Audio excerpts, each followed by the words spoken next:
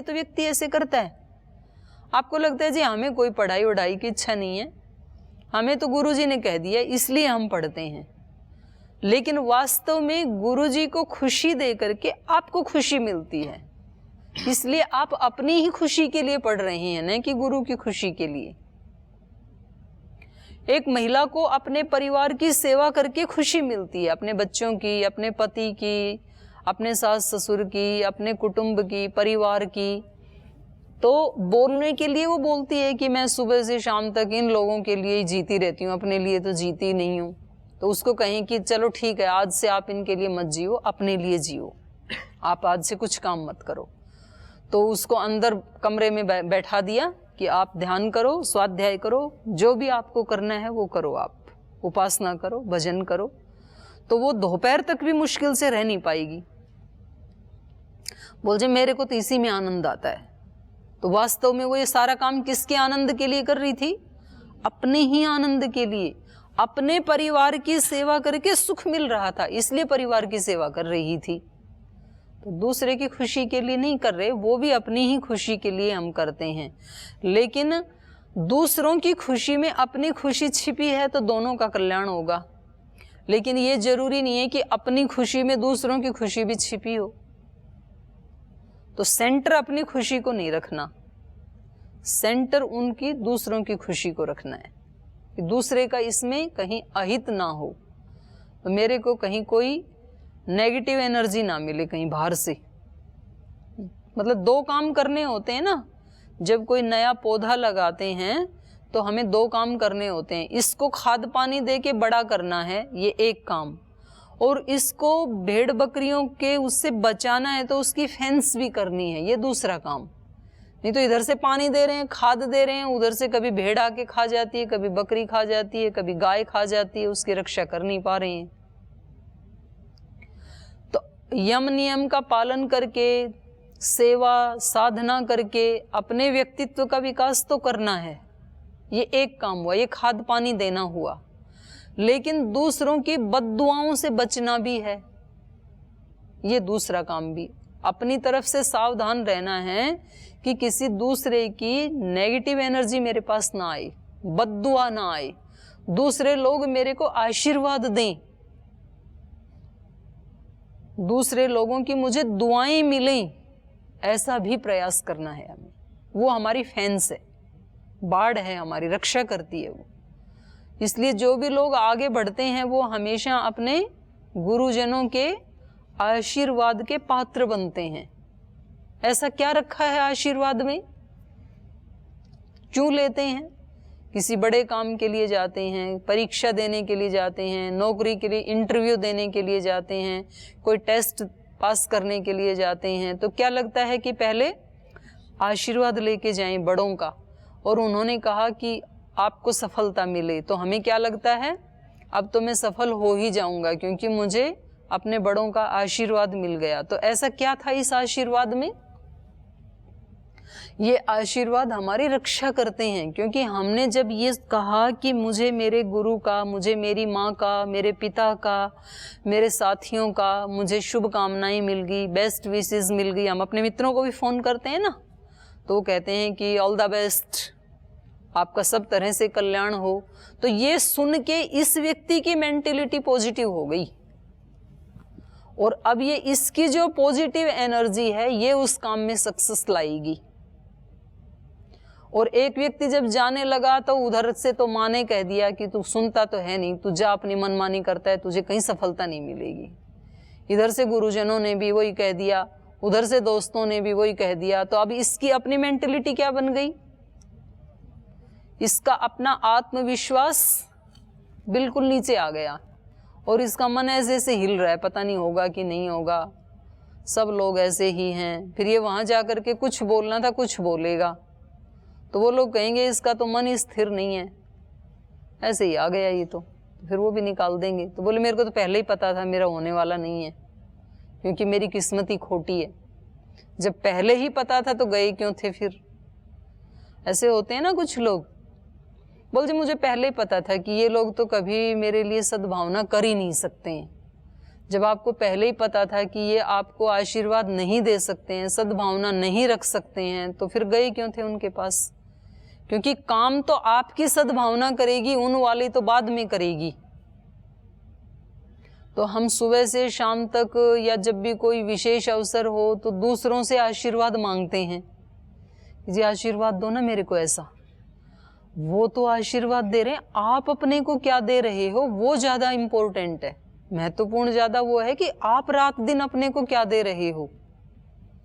अपने को उत्साह दे रहे हो या अपने को निरुत्साहित कर रहे हो रोजाना, वो सबसे ज्यादा महत्वपूर्ण है। अपना उत्साह, दूसरा व्यक्ति हमें महत्ता दे या ना दे, दूसरा व्यक्ति हमें सम्मान दे या ना दे, दूसरा व्यक्ति हमारी प्रशंसा करे या ना करे, ये उसके ऊपर निर्भर है। लेकिन मैं अपने आत्मसम्मान से जीऊं, मैं अपनी आत्मा का सम्मान करूं, मैं अपने ही व्यक्तित्व से प्रेम करूं, ये तो 100% मेरे हाथ में है। तो जो मुझे करना है उसमें कंजूसी क्यों? हम तो खुद ही कोसते रहते हैं अपने को, मेरे से नहीं हो पाएगा, मैं नहीं कर सकता हूं। जब आप सुबह से शाम तक अपने आप को ये आशीर्वाद दे रहे हो कि मैं नहीं कर सकता हूं, तो आप कभी नहीं कर सकोगे, क्योंकि आप तो प्रतिपल अपने आप को उल्टा ही आशीर्वाद दे रहे हो। तो दूसरों के आशीर्वाद फलीभूत कहां से होंगे?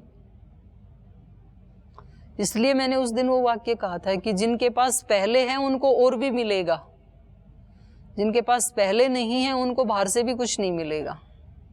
जो पहले से ही नकारात्मकता से भरा हुआ है व्यक्ति, वो बाहर से रिसीव कर ही नहीं पाएगा। सब कुछ है बाहर, सकल पदार्थ हैं जग माही, कर्महीन नर पावत नाही। सारी देवी शक्तियां हैं, लेकिन मिलती किसको हैं?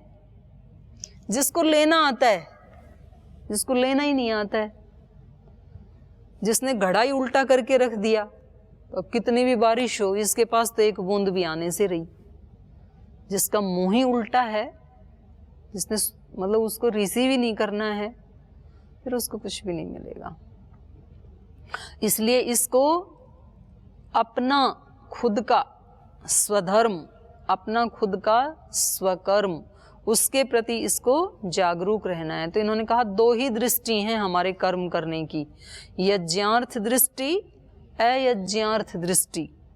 हम जो भी कर्म करते हैं वो यज्ञ की भावना से करते हैं या अयज्ञ की भावना से करते हैं, ये बहुत महत्व रखता है। आज हम जितने काम करते हैं उन्हें स्वार्थ भाव से करते हैं, इसलिए हमारे कर्म में आध्यात्मिकता की पुट नहीं रहती है। इसलिए कर्म जो है वो बंधन के कारण बन जाते हैं। तो गीता का कहना है जो भी काम करो, छोटा हो या बड़ा, उसमें रम कर करो, उस काम में तल्लीन होकर के करो।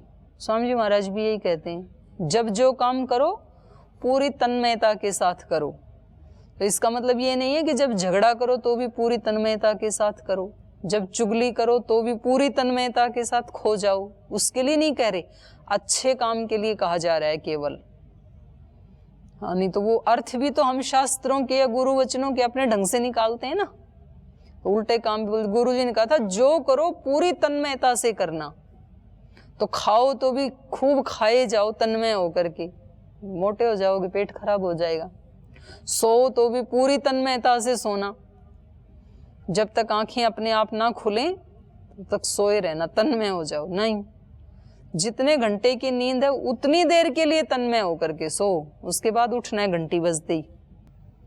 तो जो भी आप काम करें छोटा या बड़ा, उसमें रम कर करें, तन्मयता से करें, कर्तव्य बुद्धि से करें।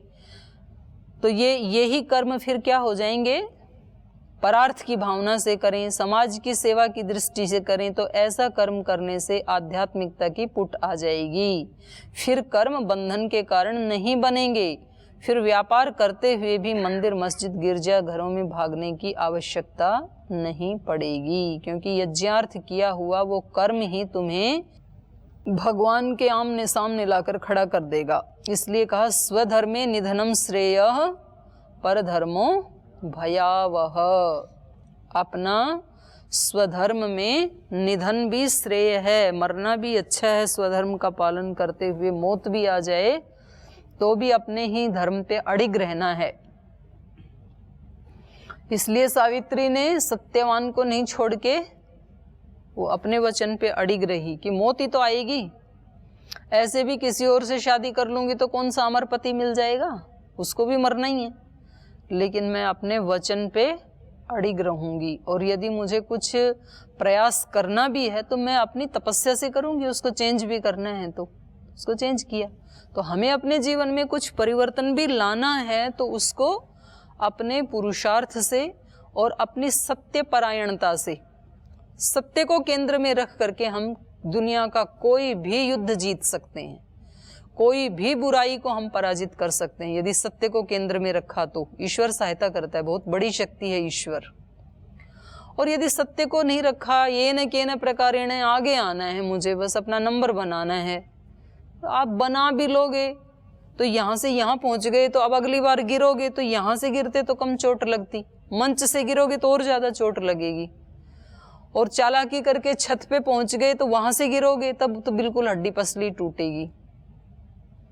इसलिए सत्य को आधार बनाओ, जहाँ से कोई गिरा नहीं सकता है, कोई हिला नहीं सकता है। जो व्यक्ति अपने स्वधर्म का पालन करता है अड़िग होकर के, उसके पास बहुत बड़ी पावर होती है, बहुत बड़ी शक्ति होती है उसके पास, उसको कोई नहीं हिला सकता है। तो अब ये बात अर्जुन को भी समझ में आ रही है। जब भगवान कृष्ण ने कहा ना कि तेरी भक्ति साधना सारी यही है कि तू अपने स्वधर्म का पालन कर, स्वकर्म का पालन कर, और ये सारी सृष्टि ऐसे ही चल रही है, यज्ञार्थ चल रही है, तो उसको समझ में आ रहा है। तो अब वो पूछ रहा है प्रश्न कि फिर ये व्यक्ति उल्टा पलटा करता कैसे है, ये बात सबको समझ में क्यों नहीं आती है। तो अब अर्जुन पूछ रहा है, श्लोक बोलिए, अथ केन पर प्रयुक्तोयम पापं चरति पुरुषः अनिच्छन्नपि वार्ष्णेय बलादिव नियोजितः काम एष क्रोध एष रजोगुण समुद्भवः महाशनो महापाप्मा विद्धि एनम् इह वैरिणम् धूमेन आव्रियते वह्निः यथादर्शो मलेन च यथोल्बेनावृतो गर्भः तथा तेनेदमावृतम् आवृतं ज्ञानमेतेन ज्ञानिनो नित्यवैरिणा कामरूपेण कौन्तेय दुष्पूरेणानलेन च इन्द्रियाणि मनोबुद्धिः अस्याधिष्ठानमुच्यते एतैर्विमोह्यतेष ज्ञानमावृत्य देहिनम्। अर्जुन ने पूछा कि अच्छा फिर आप ये बताओ, अथ केन प्रयुक्तो अयम पापम चरति पुरुषः, कि हे गुरुदेव, भगवान कृष्ण को कह रहे हैं, हे वार्ष्णेय, वृष्णि कुल में पैदा होने वाले, यदु कुल में पैदा होने वाले कृष्ण, अथ केन प्रयुक्तो अयम पुरुषः पापम चरति, ऐसी कौन सी चीज है जिससे प्रेरित होकर के ये पापाचरण करता है, ये हमेशा स्वधर्म और स्वकर्म का ही पालन क्यों नहीं करता है। जब ये बात समझ में आ गई, फिर भी मतलब ये बीच में कौन सी चीज है जो उसमें बाधा डाल देती है, नहीं करने देती है। अनिच्छन्नपि वार्ष्णेय, अनिच्छन्नपि बलादिव नियोजित है, न चाहता हुआ भी व्यक्ति बलात् उसमें नियोजित हो जाता है, उस कार्य को करने लग जाता है। ऐसे बोलता भी है व्यक्ति कि मैं चाहता थोड़े ही हूँ, नशा करना चाहता थोड़े ही हूँ, वो पता नहीं रहा ही नहीं जाता है, ऐसा हो जाता है। तो व्यक्ति कहता है कि मैं गुस्सा करना चाहता थोड़े ही हूँ, हो जाता है। व्यक्ति कहता है मैं निंदा करना चाहता थोड़े ही हूँ, वो मुंह से निकल जाता है। एक से कहीं से बात सुनी, तुरंत जाके दूसरी जगह बताई। तो क्यों करता है व्यक्ति ऐसे, क्या कारण है? पूछ रहा है अर्जुन कि मैं मतलब इससे भागना चाह रहा हूं। अभी युद्ध जब सामने आया तो अपने स्वधर्म का पालन नहीं कर पा रहा हूं, तो ऐसी कौन सी चीज है जो मेरे को इसमें बाधा डाल रही है, अपने स्वधर्म और स्वकर्म का पालन नहीं करने दे रही है, वो कौन सी चीज है फिर आप ही बताओ। तो उसका उत्तर दे रहे हैं श्री भगवान उवाच, भगवान बता रहे हैं काम एष क्रोध एष रजोगुण समुद्भवः। रजोगुण से उत्पन्न होने वाले ये दो ही दोष ऐसे हैं जो जबरदस्ती उसमें नियोजित कर देते हैं। एक है काम, दूसरा क्रोध। काम का मतलब है यहाँ पर कामनाएं, विशाल अर्थ है यहाँ पर इसका काम का। जो हमारी कामनाएं हैं ना व्यक्ति की, अपेक्षाएं, वो जबरदस्ती हमारे से वैसा करवाती हैं। गुस्सा व्यक्ति को कब आता है, नाराज कब होता है व्यक्ति, है जी? जैसा मैं चाहता हूं वैसा दूसरा नहीं करता है, तभी तो गुस्सा आता है ना। दूसरे व्यक्ति वैसा नहीं करते हैं जैसे मैं चाहता हूं, तो ये गुस्सा उस व्यक्ति की वजह से आया या मेरी अपेक्षा की वजह से आया? अगर मुझे अपेक्षा ही ना हो, मानो कोई कामना ही नहीं है मेरे अंदर, वो जैसा मर्जी करे वो व्यक्ति। जिन व्यक्तियों के साथ हमारा संबंध नहीं है, वो व्यक्ति यदि ट्रेन में साथ जाते हुए, बस में जाते हुए कुछ धूम्रपान आदि करते हैं और हमारे मन में कोई ऐसी कामना है नहीं कि मतलब एक सद्भावना तो होती है कि सब नशे से बचें तो अच्छा है, इनका नुकसान होगा, लेकिन हम वैसे विचलित नहीं हो जाते हैं। और वहीं पर ही दूसरी सीट पे आपका एक ब्रह्मचारी साथ में बैठा हो या कोई सन्यासिनी बैठी हो और फिर वो धूम्रपान करे, तब आपकी हालत कैसी होगी? रोड पे सब जाते हुए रोज पीते ही जाते हैं ना, तब तो कोई तकलीफ नहीं होती है आपको, क्रिया तो वही है। और जब ये पीता है तब तो बड़ा जोर से झगड़ा हो जाता है फिर। तो क्यों हुआ ऐसा? इस व्यक्ति से मेरी कामनाएं हैं, अपेक्षाएं हैं, ये ऐसा ना करे। उस व्यक्ति से मेरी अपेक्षाएं नहीं है, इसलिए वो क्रिया होते हुए भी मेरे लिए ज्यादा कष्टकारी नहीं है, क्रिया सेम ही है। तो हमारे लिए ये कह रहे हैं कि ये दो चीजें हैं, काम और क्रोध। काम का मतलब कामनाएं, और ये उत्पन्न किससे होते हैं? रजोगुण से। रजोगुण समुद्भव, रजोगुण से उत्पन्न ये कामना और क्रोध, ये दो ही ऐसे हैं। और इसको क्या कहा? महाशन, महाशन, महापापमा। ये कैसे हैं?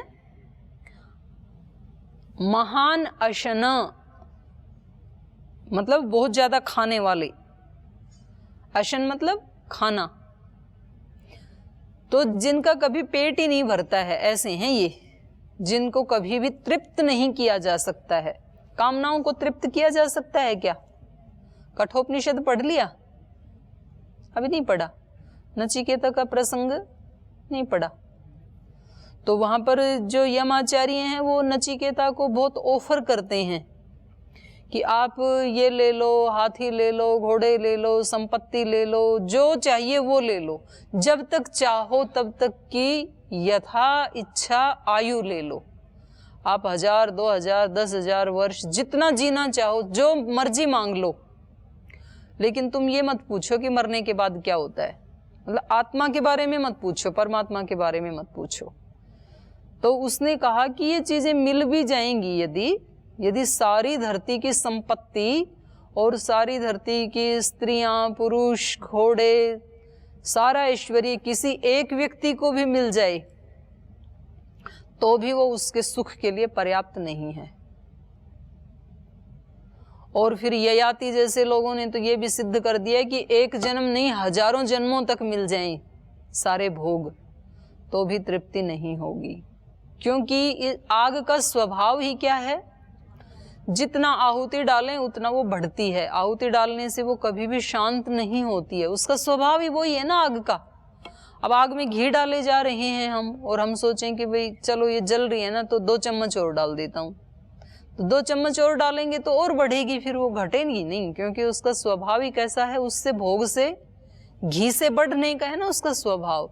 तो कामना का स्वभाव ही कैसा है, जितना पूरा करो उतना और ज्यादा प्रचंड होती है फिर वो। इसलिए जो निर्धन है उनकी कामनाएं भी छोटी छोटी होती हैं, फिर जो धनवान है उनकी कामनाएं भी बहुत बड़ी बड़ी होती हैं। तो छोटी छोटी कामनाएं तो करते ही नहीं है। तो ये कामना जो है इसको क्या कहा, महाशन, बहुत ज्यादा खाने वाली, कभी भी तृप्त न होने वाली, महापापमा, महापापी। ये काम और क्रोध, ये 2 दोष कैसे हैं, कभी तो ये शांत नहीं होते हैं। कामना एक पूरी करोगे तो 4 और खड़ी हो जाएंगी, तो सारा जीवन ऐसे तो बीतता है। हर मनुष्य का जीवन कैसे बीत जाता है, ये कर लेता हूँ उसके बाद वो करूँगा, पेंडिंग करता जाता है वो।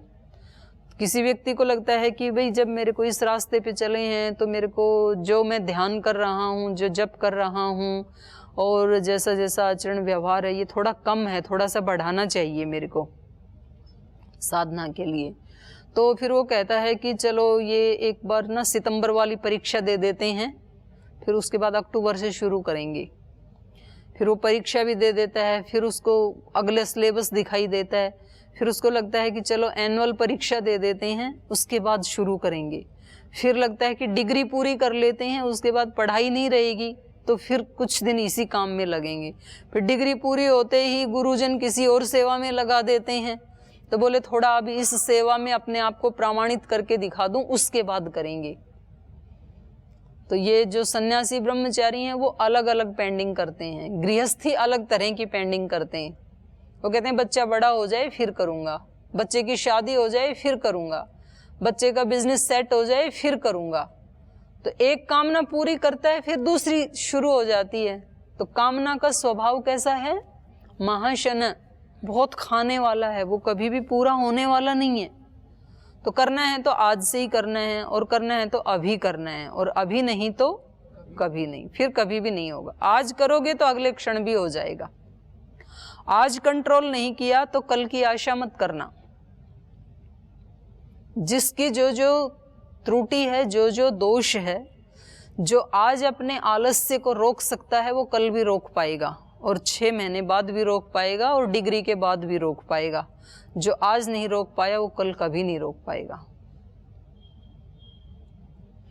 जिस व्यक्ति को आज ज्यादा सोने की आदत है, आज उसको कंट्रोल नहीं कर पाया तो कल भी नहीं कर पाएगा, और कल तो पता नहीं आएगा कि नहीं आएगा।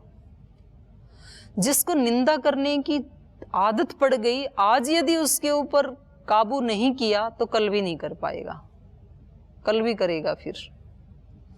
जिस व्यक्ति को आज क्रोध करने की आदत पड़ गई, आज उसको कंट्रोल नहीं किया तो कल भी नहीं कर पाएगा, आज कर लिया तो कल भी कर पाएगा। इसलिए शुरुआत और जीवन आज और अब है, कल में नहीं है। कल नाम काल का है, कल नहीं होता है कभी भी। अस्तित्व हमेशा आज का ही होता है, कल का कोई अस्तित्व नहीं है। बीत गया उस कल का भी अस्तित्व नहीं है, आने वाला है उसका भी अस्तित्व नहीं है। हमेशा अस्तित्व किसका होता है, आज का अस्तित्व होता है। इसलिए महापुरुषों ने कहा वर्तमान में जियो, क्योंकि वर्तमान का ही अस्तित्व है, भूत भविष्य का अस्तित्व है ही नहीं। अस्तित्व जब भी होता है वो आज का ही होता है। तो आज यदि कर लिया कल निश्चित रूप से कर पाएंगे, आज नहीं हुआ तो कभी नहीं आएगा वो कल जीवन में। तो इसलिए इन 2 चीजों के ऊपर बल दिया। देखो कितना, मतलब वो एक निचोड़ दे दिया भगवान कृष्ण ने कि ये कामना और ये क्रोध। कामना पूरी नहीं होती है तो फिर क्रोध आता है। हमारी अपेक्षाएं हैं कि ऐसे ऐसे होना चाहिए, और दूसरे व्यक्ति की अपने संस्कार हैं, उसके अपने सिद्धांत हैं, उसने अपनी एक जीवन की वो बना रखी है टेंडेंसी कि मुझे ऐसे जीना है। तो वो कभी भी हमारे अनुसार होगा नहीं, नहीं होगा तो हमें क्रोध आएगा, फिर गुस्सा आएगा। तो ये दोनों ही ऐसे हैं। अच्छा, आज आपने गुस्सा करके एक व्यक्ति को काबू में भी किया, जैसे तैसे करके, कुछ को कर लेते हैं ना, बच्चों को काबू में कर लेते हैं माता पिता, तो बच्चे बेचारे डरते रहते हैं, बोलते तो नहीं, क्योंकि रहना इसी घर में है, इसी माँ बाप के पास रहना है। गुरु जो है वो अपने शिष्यों को काबू में कर लेते हैं, क्योंकि शिष्य बेचारे कहाँ जाएंगे, उनको यहीं रहना है। कुछ एक दो को काबू कर भी लोगे तो फिर ये संस्कार और ज्यादा बढ़ गया, अब दूसरी जगह जाओगे तब फिर वो काबू में नहीं आएगा, तो फिर ये की यही समस्या। 2-3 को भी कर लिया तो चौथा काबू में नहीं आएगा। तो बोलते हैं ना, बोले शेर खाने वाले को कभी ना कभी सवा शेर वाला मिल ही जाता है। तो कहाँ कहाँ रोकोगे आप, कितने संसार में मखमल बिछाओगे? तो अपने पैर में मखमल का जूता पहन लो, संसार में तो कहाँ कहाँ बिछाओगे, कहीं ना कहीं तो कांटे पत्थर मिल ही जाएंगे ना। इसलिए अपनी ही कामना और अपने ही क्रोध के ऊपर कंट्रोल करने के लिए भगवान कृष्ण कह रहे हैं, काम है एष क्रोध है एष रजोगुण समुद्भव महाशनो महापापमा, महापापी हैं ये दोनों, काम और क्रोध, कामनाएं और क्रोध, ये दोनों महापापी हैं। विद्य एनम इह, इसलिए इनको जान तू, विद्धि एनम इह वैरिणम, जो वैरी हैं ये इस संसार में ही इनको जान ले। जो हमारी आत्मा का विकास करने में सबसे बड़े शत्रु हैं उनको तू जान ले, क्योंकि उनकी तरफ यदि ध्यान नहीं दिया तो ये तो फिर बढ़ते ही चले जाएंगे। और जब तक ये बढ़ते चले जा रहे हैं, मतलब जैसे मान लो किसी के घर में आप अपने कक्ष में जाओगे अभी और आपको पता लगा कि आपके कक्ष में 2 बड़े बड़े सांप घुसे हुए हैं, बहुत बड़े बड़े सांप घुसे हुए हैं, तो क्या करोगे? सबसे पहले ये सांप कहाँ से आया, कैसे आया, क्यों आया, ये सब की खोज करोगे या पहले उसको भगाओगे? पहले प्रयास कौन सा करोगे? भगाने का करेंगे पहले, बोले बाद में देखेंगे इसका ऑपरेशन, ये कहाँ से आया था, कोई छेद है क्या, दरवाजा खुला था क्या। आदमी जो है ना बातें क्या करता है, बोल जी अविद्या कहाँ से शुरू हो गई, मेरे पास कब आ गई है, मैं तो नित्य शुद्ध बुद्ध मुक्त आत्मा था, तो ये सब कैसे हो गया, इसको कैसे हटाया जाएगा, इसका उपाय क्या। उपाय तो बाद में पूछता है, भाई तेरे को जितना समझ में आया उसको आज तो हटा ले, ये कब शुरू हो गया इसके चक्कर में ना पड़। आज पता है ना कि ये दोष मेरे लिए हानिकारक है, हानिकारक है, तो पहले तो इसके कंट्रोल के लिए कुछ प्रयास कर। अब बाद में सोचना उसके बारे में कि ये कहाँ से शुरुआत हो गई, किन मित्रों से आ गया, कि पिछले जन्म से आ गया, कि माता पिता से आ गया, कि पड़ोसी से आ गया, कि गुरुजनों से, कहाँ से आ गया। बड़ों से भी कोई आए तो वैदिक परंपरा में गुरु आचार्य इतने ईमानदार रहे हैं कि वहां पर शिक्षावल्ली में कहा, यानी अस्माकं सुचरितानि तानि त्वया सेवितव्यानि नो इतराणि। आपको हमारे से भी अगर कोई अच्छी चीजें मिलें तो उन्हीं का ग्रहण करना, जो चीजें आपको हमारे अंदर भी अच्छी ना दिखें तो उनका भी ग्रहण नहीं करना, क्योंकि बुराई अपनी पहले ही बहुत है, दूसरे से और लेकर के अपना क्यों स्टोर भर रहे हो, फिर खाली भी तो करना पड़ेगा। तो इसलिए किसी से भी मत लो, वो तो जिसके पास है वो रहें, वो देखेगा उसके बारे में। हम सबसे पहले वो कचरा बीनते हैं, कबाड़ी करते हैं ना ये काम, जैसे कहीं से पन्नी, टूटा प्लास्टिक, बोतल, ये सब उसको बीन बीन के इकट्ठा करता है। अच्छा, उसका फिर भी थोड़े का बेचारे का जो भावना है वो सद्भावना है, वो उसको बीन के उसको रीप्रोसेस करने के लिए बेच देता है, उससे नई चीज बनेगी, तो उसका फिर भी कल्याण ही है। और ये तो उसको लेकर के उसको और बढ़ाने के लिए इकट्ठा करता है ये मनुष्य। तो कहाँ कहाँ से दोष मिले, कहाँ कहाँ से किसी की बुराई मिली, कहाँ कहाँ से दुर्गुण मिले, फिर उसको बढ़ा चढ़ा के दूसरे को सुनाता है। तो इसने इकट्ठा क्यों किया? क्योंकि कचरा बीनने का स्वभाव था, इसलिए इकट्ठा किया। और अब इसको दूसरे को बता रहा है, तो अब क्या हो गया? ये कचरा डबल हो गया, इसके संस्कार डबल हो गए अभी। तो अपने को दूर से ही बचना है, पहले से ही है, उसको तो हटा लें पहले। तो आपको सुनाई थी ना मैंने कहानी, कुएं में से पानी निकालने की सुनाई थी ना। तो दो काम करने पड़ेंगे ना, एक तो उसको रोज छांटना है, और दूसरा दूसरे को कूड़ा डालने से मना करना है, भाई आज से बंद, अब और नहीं डालना मेरे पास। अब दूसरों को मना कहाँ करें, हम तो खुद ही उठा उठा के ले आते हैं कहाँ कहाँ से। एक बार कहीं चले जाएं तो कुछ लोगों की तो आदत ऐसी होती, बोलते हम वहाँ घूमने गए थे, वहाँ आश्रम में गए थे, तो वहाँ तो ऐसा था, सफाई तो बिल्कुल ही नहीं थी, नियम तो कुछ भी नहीं थे, मतलब वहाँ से भी उठा के वो ही लाए, तो कम से कम खाली हाथ ही आ जाते, कुछ भी अच्छा नहीं था तो, लाने योग्य नहीं था तो कोई एक आध चीज़ ले आते। संगठन में गए थे, उस जिले में गए थे, प्रवास पे गए थे, वहाँ वो ऐसे थे, वो प्रभारी वैसे थे, वो कार्यकर्ता वैसे थे। आपसे पूछे तो आपको जानकारी तो देनी है, लेकिन बिना जानकारी के उसकी लिस्ट नहीं बना के रखनी अपने चित्त में, क्योंकि आप तो सेवा करने के लिए गए थे, आप वहां से उठा के लाने के लिए थोड़ी भेजा था आपको। और कहीं था तो भी हमारा काम तो उसको साफ करने का है। तो हमें सबसे ज्यादा बल किस पे देना है? कामना और क्रोध का बैरिकेड लगाने पे, क्योंकि मेरी कामनाएं जो हैं वो ही क्रोध का भी कारण बनती हैं। इसलिए उस व्यक्ति को वो मेरे अनुसार करे, उस पे पुरुषार्थ नहीं करना, वो कभी करेगा भी नहीं। पुरुषार्थ किस पे करना है? अपनी कामना पे। मैं क्यों कामना रखूं? ठीक है, उसका अपना एक तरीका है, उसका अपना एक ढंग है, उसको अच्छा लग रहा है ऐसा करना तो वो करे। अपनी तरफ से सामान्य रूप से एक बार कह दें कि ये आपके लिए शुभ नहीं है, ऐसा मत करो। मानता है तो अच्छी बात है, नहीं तो अपना नुकसान नहीं करना है कम से कम। तो ये आगे इसको और विस्तार से कल बताएंगे, अभी समय हो गया, अभी यही पाठ को विराम देते हैं।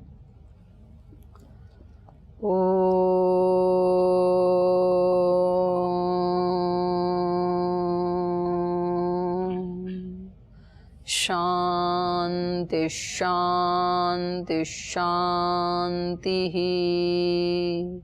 श्री गुरुभ्यो नमः।